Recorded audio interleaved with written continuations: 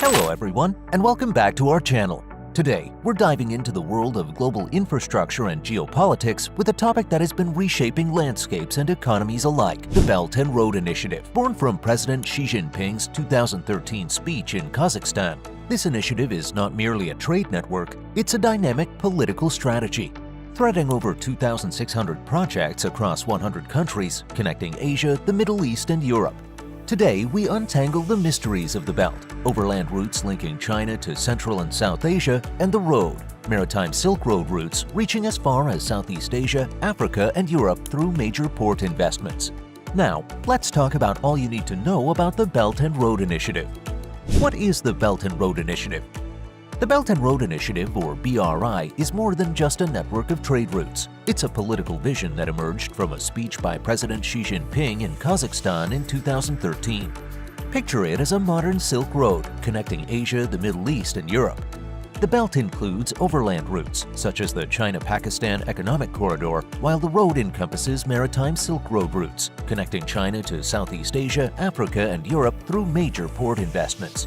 It's a colossal undertaking with projects ranging from infrastructure upgrades to new high-speed rail links. It's not just about bricks and mortar, it's about reimagining global connectivity.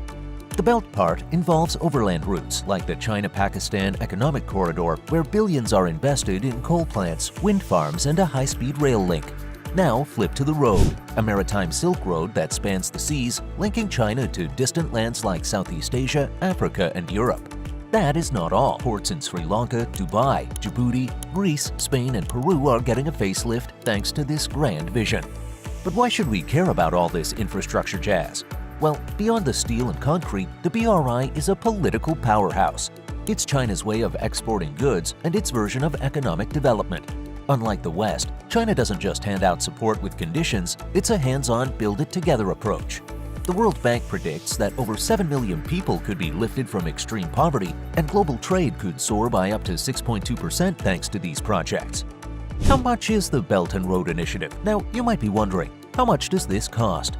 Alright, let's talk numbers. The proverbial elephant in the room regarding the BRI. Pinning down an exact price tag is like trying to catch a shooting star. With over 2,600 projects sprawling across over 100 countries, the BRI is a financial kaleidoscope that challenges even the most seasoned economists. The estimated price tag is enormous, reaching trillions of dollars, reflecting China's ambition to boost global trade. But it's not just about commerce, the BRI has political implications, shaping China's influence on a global scale. We've got everything from high-speed rail in Pakistan to sprawling port developments in Sri Lanka.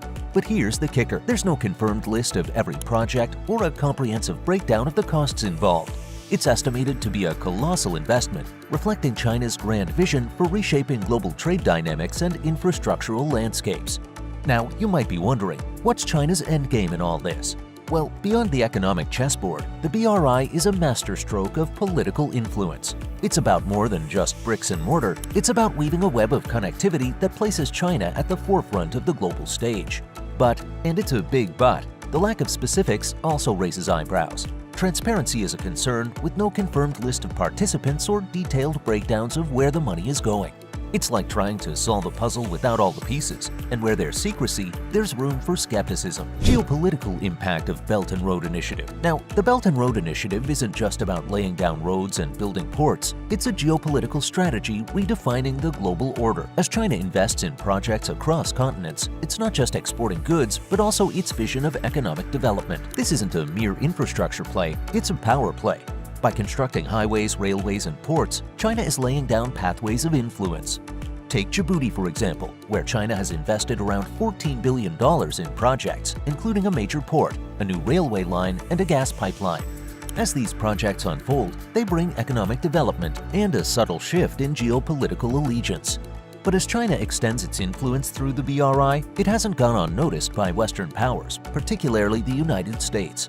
Enter the Build Back Better World Initiative, or B3W, introduced at the G7 summit. It's like a countermove on the geopolitical chessboard, emphasizing transparency, good governance, and environmental considerations. The stage is set for a tug-of-war between East and West. Now, like any geopolitical game, the BRI isn't without its risks. The secrecy surrounding many BRI deals raises concerns about corruption, and some critics even dub it a debt trap for vulnerable countries. Yet, proponents argue that the BRI could uplift millions out of poverty and significantly boost global trade, making it a pivotal player in shaping the world's economic future. Debt distress. Now, as we've explored the vast expanse of the BRI, it's crucial to shine a light on a topic that often lurks in the background: debt distress. While the BRI aims to uplift nations through infrastructure and economic development, the means to this end often involve significant financial commitments, primarily in the form of loans from China. Let's zoom in on Djibouti, a small but strategically located country in East Africa.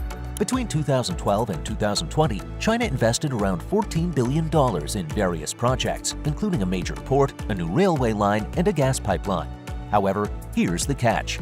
Djibouti's debt to China now amounts to a staggering 70% of its GDP. This is what economists refer to as debt distress. And then there's the infamous case of Sri Lanka. Former President Mahinda Rajapaksa borrowed billions to develop a massive port. When the country faced difficulties repaying the loans, a controversial deal ensued, granting China control of the port. And this triggered accusations that Sri Lanka's sovereignty was compromised, igniting debates about the potential risks of these financial entanglements. The term debt trap has been thrown around in conversations about the BRI, suggesting that some nations might be taking on more debt than they can handle. Critics argue that these loans can lead to a loss of economic autonomy and even compromise national sovereignty, as we saw in the case of Sri Lanka. Conversely, proponents maintain that the BRI catalyzes development, lifting nations out of poverty and boosting global trade. The Build Back Better World Initiative, or B3W. But here's where it gets interesting. China's success with the BRI has caught the attention of Western powers. At the recent G7 summit, Western powers led by the United States unveiled their strategic response to the BRI, B3W, short for Build Back Better World. It's not just a catchy abbreviation, it's a comprehensive plan to address the infrastructure gap, but with a twist. The Build Back Better World Initiative, or B3W, is a strategic move by Western powers to counterbalance China's influence.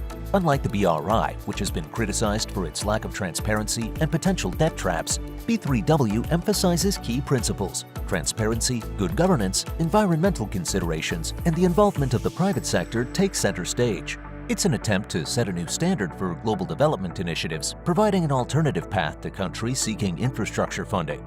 Now, before we get too excited, let's address the elephant in the room. B3W is currently thin on details. Unlike the BRI, marked by its vast scale and numerous ongoing projects, B3W hasn't provided a budget or a concrete timetable. It's a vision in progress, sparking both curiosity and skepticism. On the surface, it might seem like B3W is another move in the ongoing competition between China and the West for global influence. However, there's an alternative perspective. Instead of seeing it solely as a clash, perhaps it offers a silver lining. The competition could provide more choices, opportunities, and crucially, more funding for developing nations in dire need. So, is the Belt and Road Initiative a game changer or a potential risk for vulnerable countries? The answer is complex. As China and the West engage in this geopolitical competition, it could mean more choices, opportunities, and crucially, more funding for developing nations. The Belt and Road Initiative is China's strategy to shine on the international stage, but it sparks debates about influence and control. Thanks for joining us, and we'll see you next time for another deep dive into global affairs. Don't forget to like, share, and subscribe. Stay curious.